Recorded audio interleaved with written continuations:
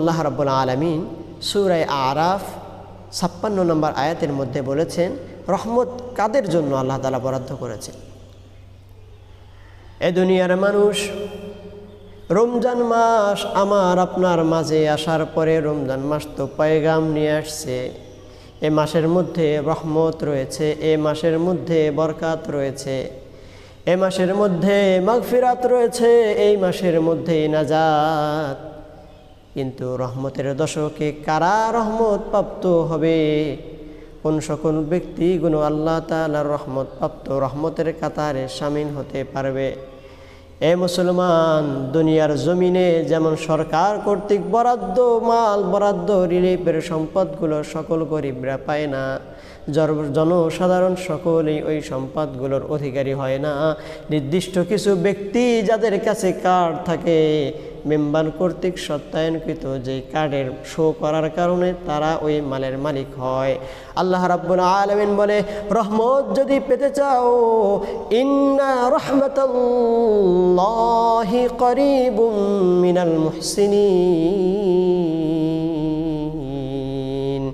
ও আমার বান্দা, মনে রেখো, বেশক নিশ্চয় ইন্না রাহমাতাল্লাহ, আমি আল্লাহ রাব্বুল আলামিনের রহমত, আমি আল্লাহ রাব্বুল আলামিনের অনুগ্রহ, করিবুম মিনাল মুহসিনিন, মুহসিনিনদের নিকটবর্তী, মুহসিনিনরা আমার রহমত পাবে। মুহসিনিন কারা? তাফসীর ইবনে কাসির ওয়ালা লেখেন, মুহসিন হলো ওই সকল ব্যক্তি যারা নেক আমলগুলো সম্পাদনা করেন, যারা রমজান মাসে রোজা রাখেন, যারা আজান হলে নামাজের জামাতে শরীক হন, নামাজ আদায় করেন, সালাত আদায় করেন, যারা দান সদকা করেন, যারা জাকাত প্রদান করে, সদকা দেয়, যারা কোরবানি করে, হজ ফরজ হলে হজ করে, যারা নেক আমলের উপর উঠেছে তারাই কেবলমাত্র মুহসিন। আর আল্লাহ বলেন যে এই মুহসিনিনরাই আমার রহমত প্রাপ্ত, রহমত পাবে, তাদের নিকটবর্তী আমার রহমত।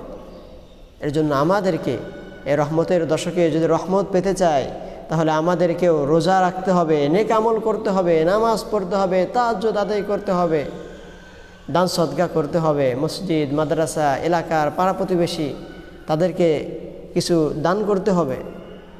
আমি বাড়িতে ইফতার পাকাই, ইফতার খাই, অথচ আমার পাশের বাড়ির ভাইয়ে, আমার পাশের বাড়ির চাচি, আমার পাশের বাড়ির আঙ্কেল, সে তো ইফতার করতে পারছে না, সে তো গিয়ে পান্তা ভাত দিয়ে ইফতার করছে।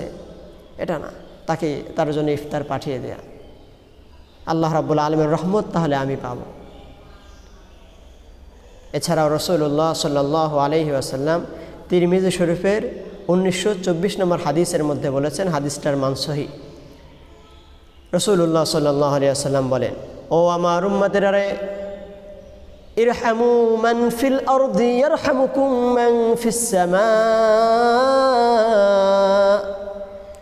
রাসূলুল্লাহ সাল্লাল্লাহু আলাইহি ওয়াসাল্লাম বলেন, ও আমার উম্মতেরা রে, যদি তুমি রহমতের দশকে রহমত প্রাপ্ত হতে চাও, যদি তুমি চাও আল্লাহর পক্ষ থেকে যে রহমত আসে, ওই রহমতটা যদি তোমার উপর তুমি পেতে চাও, তুমি যদি রহমতশীল বান্দার কাতারে শামিল হতে চাও, তোমার জন্য করণীয় হলো ইরহামু, তুমি তোমার অধীনস্থদের উপর রহম করো, অনুগ্রহশীল হয়ে যাও। ইরহামু মানফিল আরদি, জমিনবাসীর প্রতি তুমি অনুগ্রহশীল হও। ইয়ারহামুকুম মান ফিস সামা, আসমানওয়ালা যিনি আছেন আল্লাহ, উনিও তোমার প্রতি রহমতশীল হবেন, ওনারও রহমত তোমার জন্য বরাদ্দ হবে। ওনার রহমতে শামিল হয়ে তুমি রহমত প্রাপ্ত বান্দাদের কাতারে শামিল হয়ে যেতে পারবা।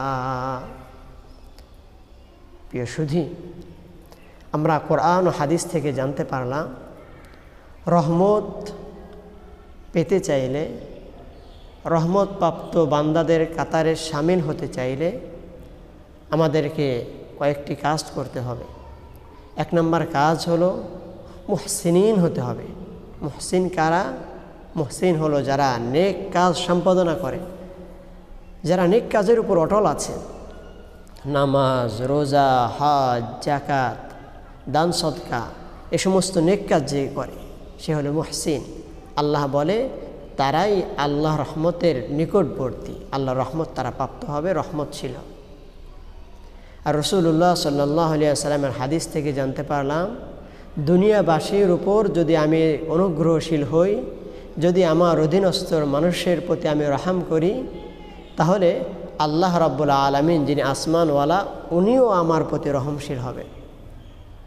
এই জন্য সম্মানিত সুধী, আমরা ইনশাআল্লাহ এই কাজগুলো নিজেরা করার চেষ্টা করব এবং আমাদের আশেপাশে যে সমস্ত ভাইয়েরা আছে তাদেরকেও এই কাজগুলো করার জন্য দাওয়াত দেব ইনশাআল্লাহ। আল্লাহ রাব্বুল আলামিন আমাদেরকে কথাগুলো বুঝে আমল করার তৌফিক দান করুক। ওয়া আখিরু দাওয়ানা আনিল হামদুলিল্লাহি রাব্বিল আলামিন।